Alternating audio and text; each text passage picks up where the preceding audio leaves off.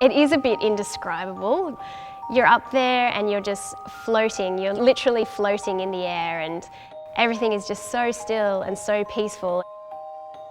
Of course you have the competitive nerves and anxiety and that sort of thing that most people would have with any sport, but I find that as soon as I'm in the basket and as soon as I take off, it all goes.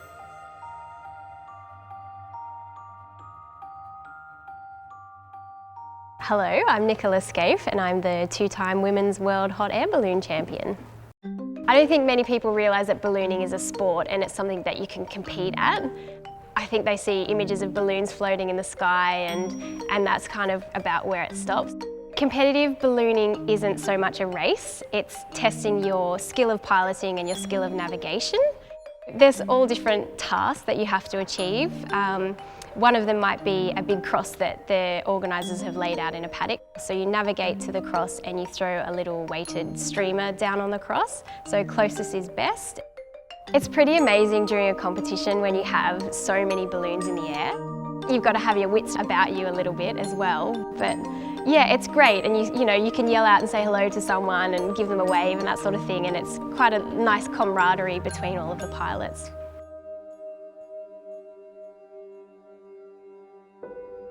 What I love about ballooning is that you can really just go anywhere and go ballooning. You pull up in a paddock, we take the basket off the trailer and attach the balloon, and we start the cold inflation, which is just using a fan to fill it up with cold air. Then we turn the burners on, and that heats the air inside the balloon, and the whole balloon stands up, and that's when it's almost ready for flight. Because it's so basic, it just works. It's a law of physics, hot air rises, and there's just that tiny little puff of heat extra, and that's enough to make you lift off. Really is just a complete sort of surprise of how you feel and what you think about it all, but I just remember just thinking, like, how good is this? Just how peaceful it was, and I guess I just got a really positive feeling from it all.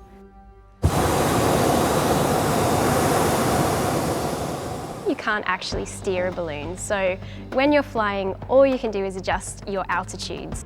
The winds don't all travel in the same speed and the same direction. At different altitudes, they're doing different things. So you're using the different wind layers and working out the speeds and the directions of the winds to allow you to get from point A to point B.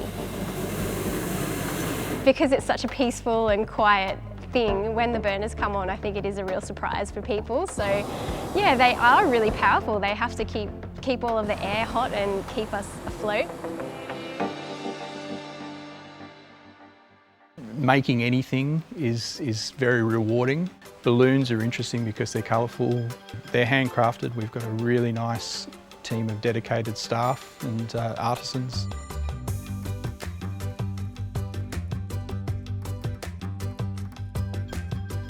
So that's basically a fireproof aramid fibre. By the time you get to, say, this pink fabric here, it's far enough away from the burner that you'd have to be trying hard to melt it. Ballooning was man's first form of flight, and that was the Montgolfier brothers in France. And it was basically a paper bag held down over a fire. The air heated up, balloon flew away, cooled down and fell out of the sky. Pretty rough way to go ballooning compared to how it is now. The software. I've designed an add-on to a common mapping program that has enabled us to write all the tools that competition pilots need to plan and execute their flights.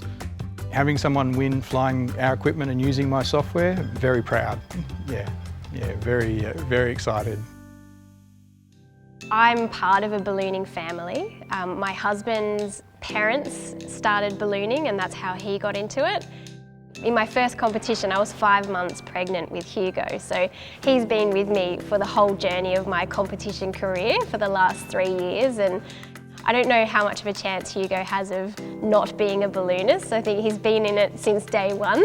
He'll be a competitive pilot for sure. I'd definitely like to see more women taking up the sport. It's not a physical sport, it's a mental sport, and it's about problem solving, and it's exciting for me to know that there isn't anything restricting how I can improve in the sport and how far I can go. When you're viewing the world from above, it puts everything in perspective. You're up there and it's just you and it's nature, and it's a really beautiful thing to experience.